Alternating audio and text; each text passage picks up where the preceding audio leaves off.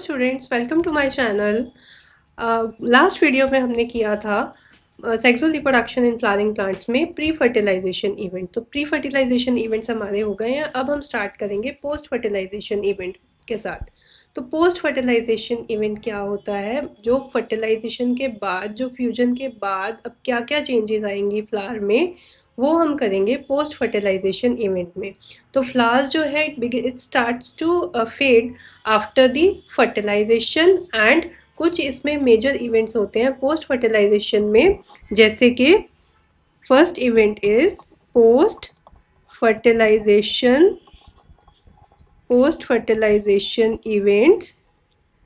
इसमें पहले तो हम करेंगे एंडोस्पर्म फॉर्मेशन। नेक्स्ट इवेंट हमारा आएगा एम्ब्रियो फॉर्मेशन एंड थर्ड हमारा आएगा सीड एंड फ्रूट फॉर्मेशन। अब हम देखते हैं सबसे पहले कि फ्लावर के पार्ट्स का क्या होता है आफ्टर फर्टिलाइजेशन। तो एक one by one will discuss. सबसे पहले हम स्टार्ट करते हैं सेपल्स के साथ। सेपल्स का क्या होगा? Sepals will fall down.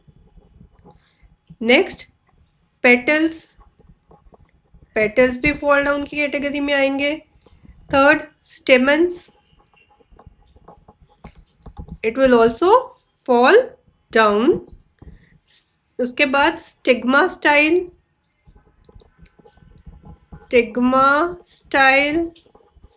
ये भी फॉल डाउन कैटेगरी में आएंगे।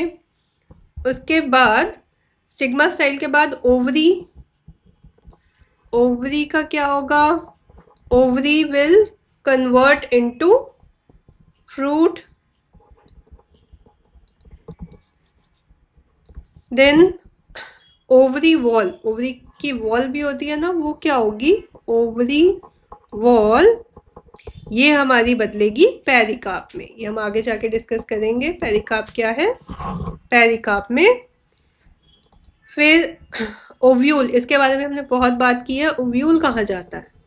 ओव्यूल बदल जाता है सीड्स में। ओके, इसके जो पार्ट्स हैं जैसे कि आउटर इंटेग्यूमेंट, इसका क्या होगा भाई? आउटर इंटेग्यूमेंट बदलेगी हमारी टेस्टा में। इनर इंटेग्यूमेंट ये कहाँ जाती है? इनर इंटेग्यूमेंट टेगमेन में बदलेगी। ये सब हम आगे जाके डिस्कस करेंगे। टेगमेन में बदल जाएगी इफ प्रेजेंट। देन माइक्रोपाइल का क्या होगा?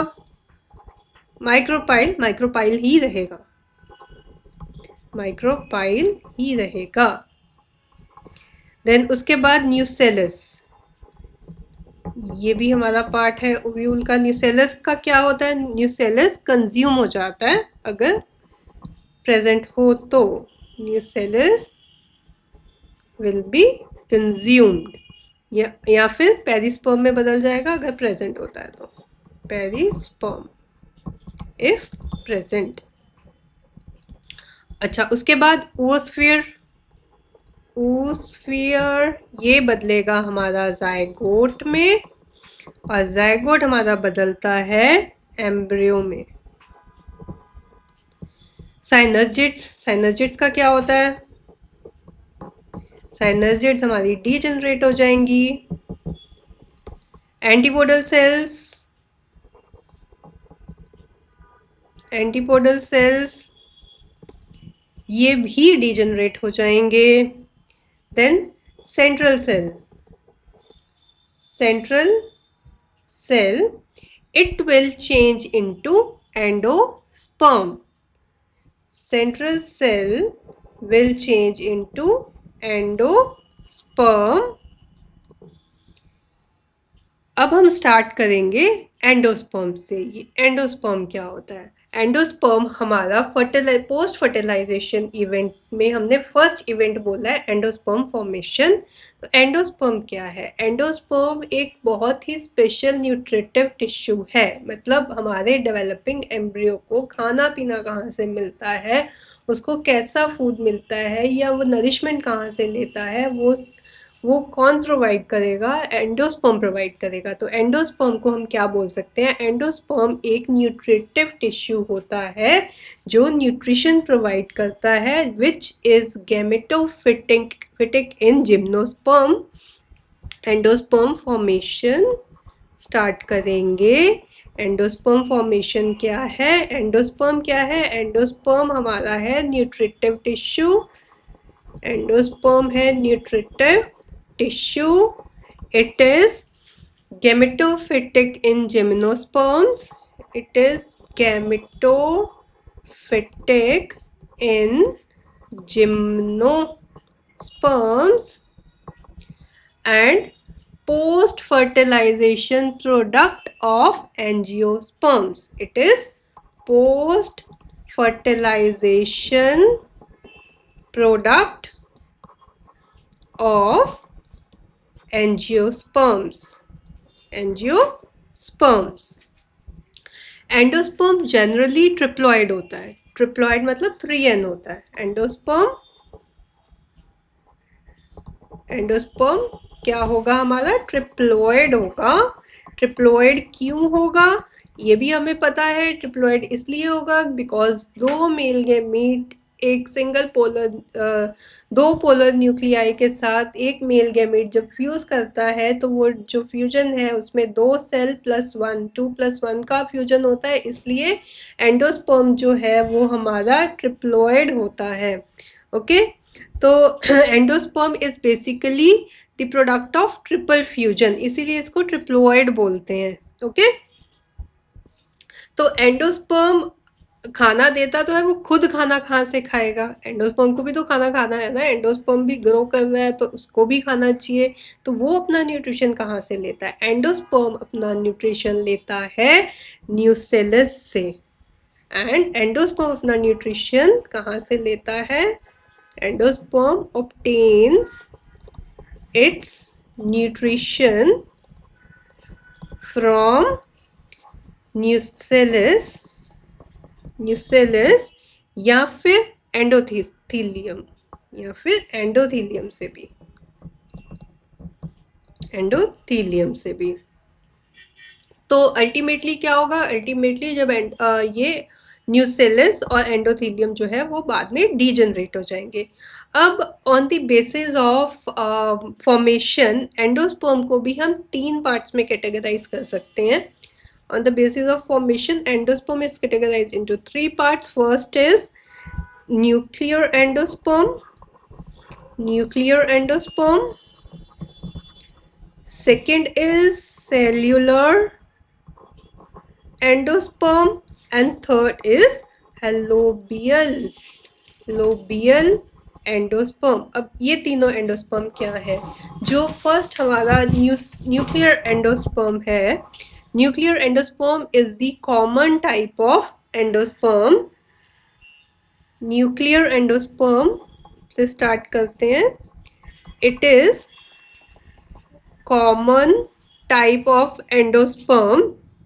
इसमें क्या है? इसमें हमारा प्राइमरी एंडोस्पर्म जो न्यूक्लियस है, it divides and redivides it and ये क्या बना देगा? डिवाइड होगा, रीडिवाइड होगा, then it will form number of free nuclei. After division it will form number of free nuclei. तो इससे क्या होगा? जब फ्री न्यूक्लियाई बनेंगे then it will give rise to multinucleate endosperm. Will give rise to multinucleate endosperm. Okay, तो इसमें क्या होता है? जो सेंट्रल वैक्यूल होता है, ये टेम्परेरीली डेवलप होगा central vacuole for the for the quickening the growth of, मतलब उसकी ग्रोथ जो है एंडोस्पर्म की जल्दी हो जाए, तो उसके लिए थोड़ी देर के लिए सेंट्रल वैक्यूल डेवलप होता है, वॉल फॉर्मेशन होती है, और साइटोकिनेसिस इसमें बिगिन होगी। साइटोकिनेसिस बिगिन होगी from periphery, begins from periphery, and it proceeds towards the center. It proceed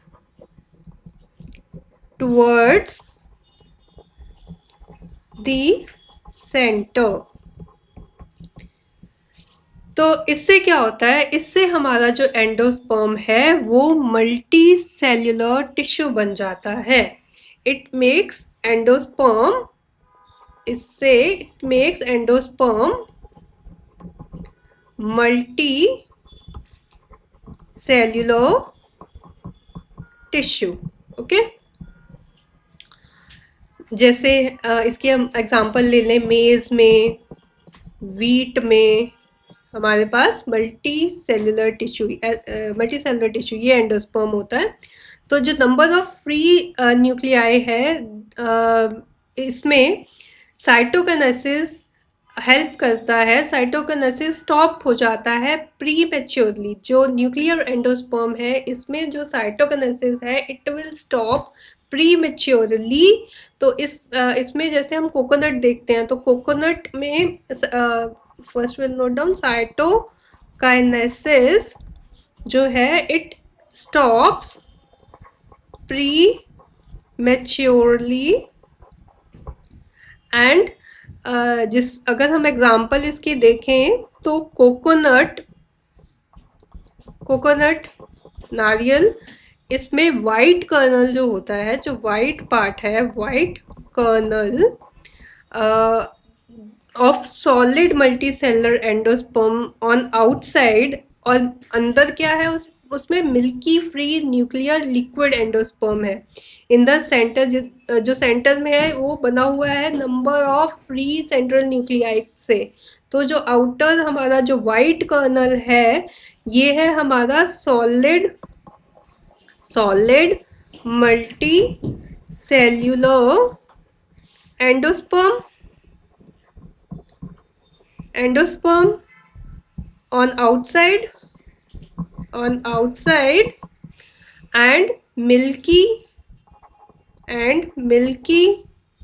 जो है this is free nuclear liquid endosperm है। ओके, लिक्विड एंडोस्पर्म होता है जो जिसमें क्या होते हैं, there are number thousands of free nuclei होते हैं। तो ये तो हमारा हो गया न्यूक्लियर एंडोस्पर्म। अब नेक्स्ट हमारी कैटेगरी आती है सेल्यूलर एंडोस्पर्म की। तो सेल्यूलर एंडोस्पर्म में क्या होता है, सेल्यूलर एंडोस्पर्म, इसमें क्या होता है, इसमें साइटोकिनेसिस अकर होगी आफ्टर एवरी न्यूक्लियर डिवीजन, मतलब न्यूक्लियर डिवीजन हो रही है तो उसके बाद साइटोकिनेसिस होगी। तो इसमें जो हमारा एंडोस्पर्म बनेगा उस एंडोस्पर्म को हम बोलते हैं सेल्यूलर टाइप ऑफ एंडोस्पर्म। इसकी एग्जांपल है, इसमें क्या होता है, इसमें cytokinesis occurs after every nuclear division. तो यहाँ पे हमारे पास एग्जांपल आती है, दतूरा की एग्जांपल आती है, पिटूनिया की एग्जांपल, वी हैव पिटूनिया की एग्जांपल। तो this is cellular endosperm and nuclear endosperm. तो सेल्यूलर एंडोस्पर्म में जो साइटोकिनेसिस है वो न्यूक्लियर डिवीजन के बाद होगी, बट इन न्यूक्लियर एंडोस्पर्म में क्या होता है, साइटोकिनेसिस रुक जाती है, इट स्टॉप्स प्रीमेच्योरली। ओके, तो थर्ड टाइप जो हमारी यहाँ पे आती है, थर्ड आती है हेलोपियल एंडोस्पर्म। ये कैसे डिफरेंट है, इसमें जो फर्स्ट डिवीजन होती है प्राइमरी एंडोस्पर्म न्यूक्लियस की, it is followed by the first division जो है हमारी PEN की, it is followed by cytokinesis. Okay, cytokinesis. तो इससे क्या बनता है, हमारा 2 अनइक्वल चेम्बर्स बन जाते हैं, और ये जो बोथ दोनों जो unequal, it will make two unequal chambers,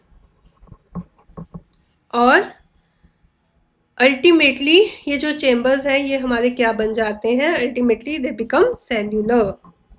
इसकी एग्जांपल है हमारे पास एस्फोडिलस। देखते हैं फेट ऑफ एंडोस्पर्म। फेट क्या होगा, एंडोस्पर्म का क्या फेट होगा। Endosperm is meant for nourishing the embryo. Endosperm is meant for nourishing the embryo। अब क्या होता है, इन मैनी डाइकॉट्स जो फूड रिजर्व होता है एंडोस्पर्म में, ये कम्प्लीटली कंज्यूम हो जाता है, या तो कम्प्लीटली कंज्यूम हो जाता है, एम्ब्रियो उसको अच्छे से पूरा कंज्यूम कर लेता है। तो उस तरह में, उस कंडीशन में हम उन सीड्स को बोलते हैं x albuminous seeds. X albuminous या फिर नॉन एंडोस्पर्मिक और नॉन एंडोस्पर्मिक। ये वो कंडीशन है जब endosperm is completely consumed by the growing embryo. Completely consumed by the growing embryo. तो ये हमारा हो गया एक्स एल्ब्यूमिनस और नॉन एंडोस्पर्मिक सीड। तो इसकी एग्जांपल है हमारे पास पी, बीन, सनफ्लावर। इनमें क्या होता है, एंडोस्पर्म कंप्लीटली कंज्यूम हो जाता है बाय ग्रोइंग एम्ब्रियो। अब सीरियल्स में क्या होता है, इन मैनी सीरियल्स जो जैसे सीरियल्स हैं या फिर कोकोनट है और कई सारे और प्लांट्स, इनमें जो एंडोस्पर्म है it enlarges and retains the reserve food. It enlarges and retain the reserve food in mature seeds, जहाँ पे हमारे पास कुछ एंडोस्पर्म बचेगा या कुछ एंडोस्पर्म एनलार्ज होगा और रिटेन करेगा रिजर्व फूड को, मैच्योर सीड्स में कंप्लीटली कंज्यूम नहीं होगा। तो उस कंडीशन को हम बोलते हैं non endospermic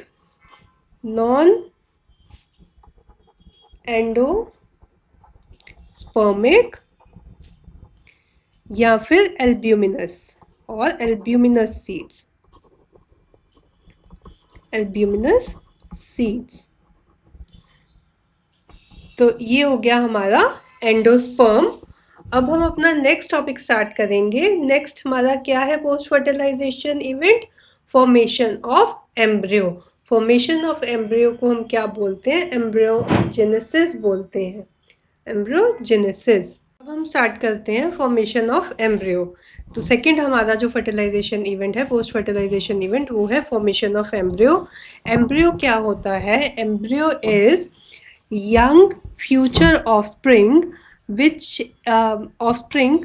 in seed plants develop inside the mature fertilized ovule or seed। अब फॉर्मेशन कैसे होती है, फॉर्मेशन ऑफ एम्ब्रियो को हम बोलते क्या है, इस प्रोसेस को हम एम्ब्रियोजेनेसिस बोलते हैं,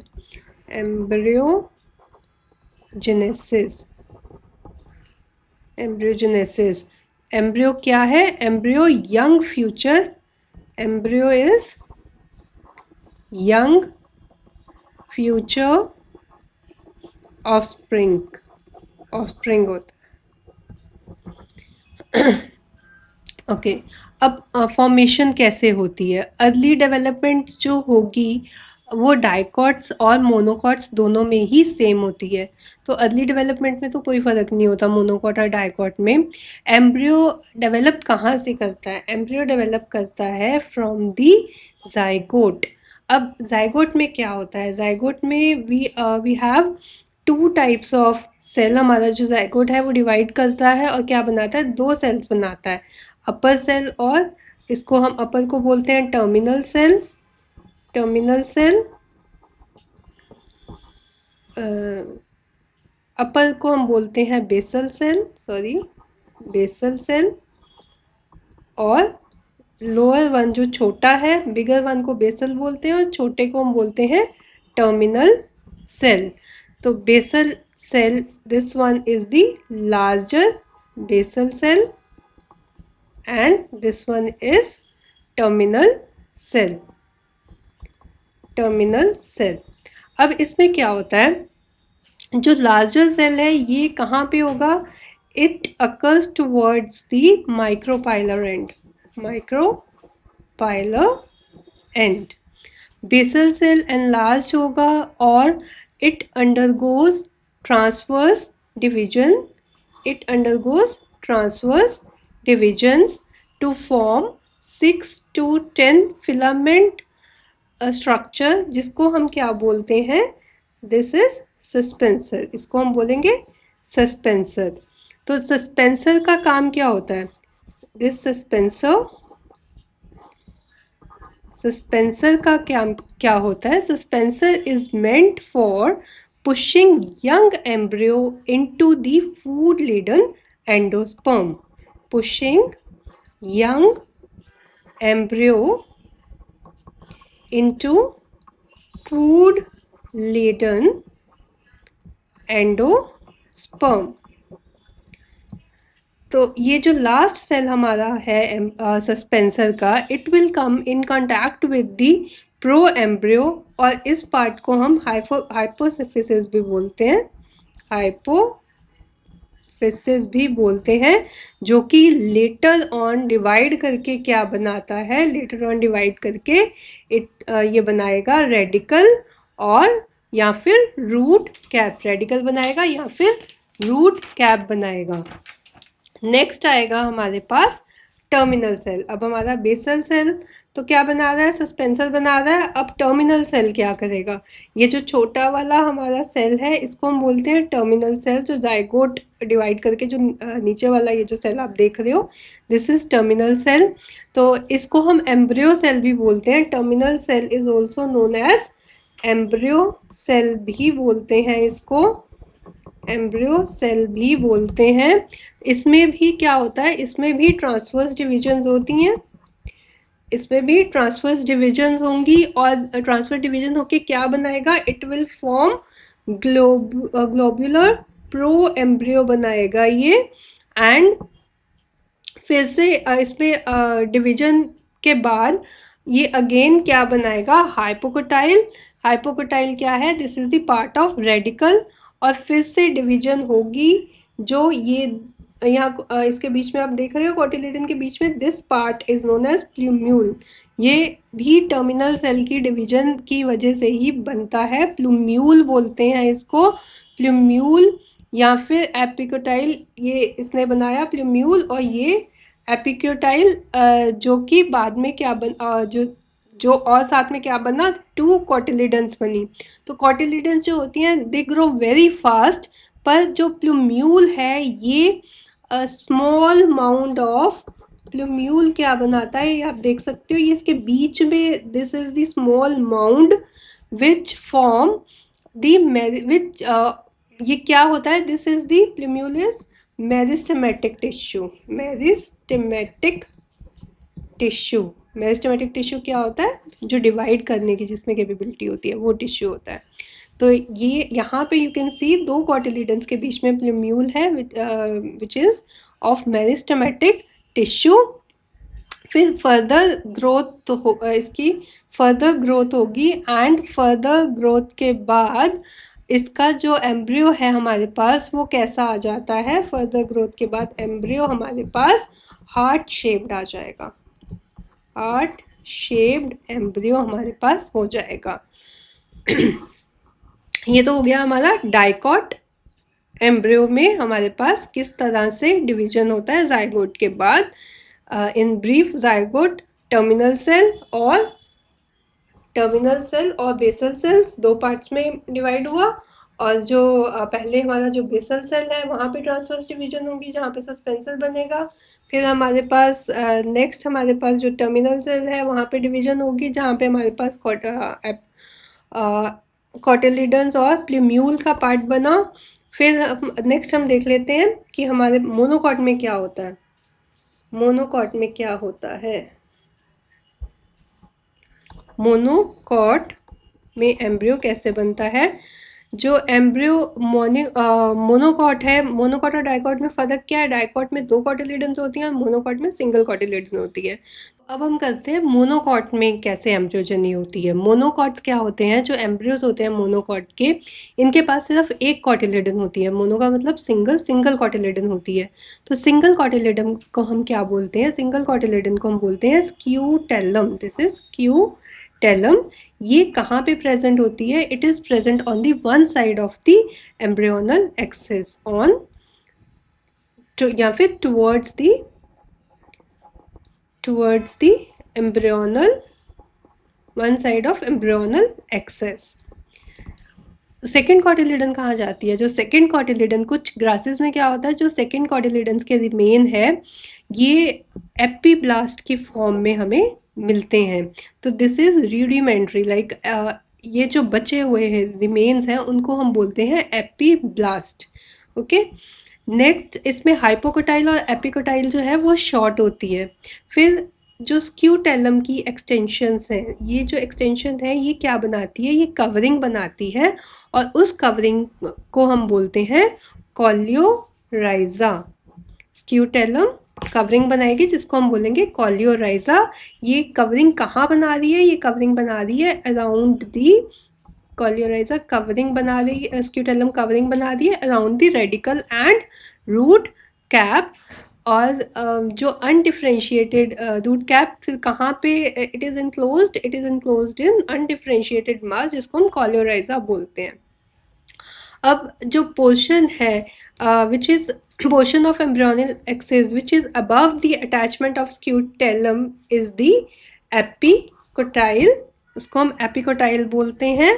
एंड कईयों में क्या होता है, कईयों में it is like very short, और शॉर्ट एपिकोटाइल का शॉर्ट एक्सेस होता है। एंड फ्यू लीफ प्राइमोडिया जो होते हैं they are enclosed in a hollow foliar structure in the coleottile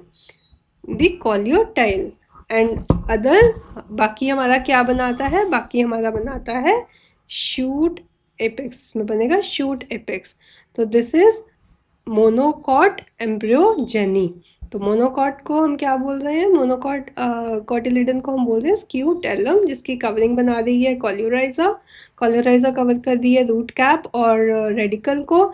epiblast क्या है? एपीब्लास्ट है हमारा वो हमारा जो बचा हुआ जो रिमेन है सेकेंड कॉटिलिडन का इन सम ग्रासेस, उसको हम एपीब्लास्ट बोल देते हैं। कॉलियोटाइल क्या होता है? कॉलियोटाइल जो एपिकोटाइल है उसके पास क्या होते हैं? शॉर्ट शूट एपेक्स होते हैं। एपिकोटाइल के पास शूट एपेक्स होते हैं जो कि क्या बनाते हैं हमारे, और शूट एपेक्स होते हैं एंड उनके पास कुछ लीफ प्राइमोडिया होते हैं जो कि कहाँ इंक्लोज्ड होते हैं? दीज आर इंक्लोज्ड इन कॉलियोटाइल। और इसके साथ हमारी मोनोकॉट एम्ब्रियोजेनी भी ख़त्म होती है। दिस इज़ डाइकॉट, जो हमारा हमने ऑलरेडी कर लिया है उसका स्ट्रक्चर है ये। उसका उसमें वी हैव 2 कॉटिलिडन्स, तो इसलिए इसको डाइकॉट बोला गया। It has plumule, this we have already discussed, hypocotyl, radicle and root cap. तो इसके साथ हमारा एम्ब्रियोजेनेसिस भी ख़त्म होता है। अब हमारा नेक्स्ट टॉपिक जो है वो हम नेक्स्ट वीडियो में ख़त्म करेंगे। होप आपको ये अच्छे से कंसेप्ट समझ आया होगा। Hope you like this video. Please like and subscribe my channel. Thank you.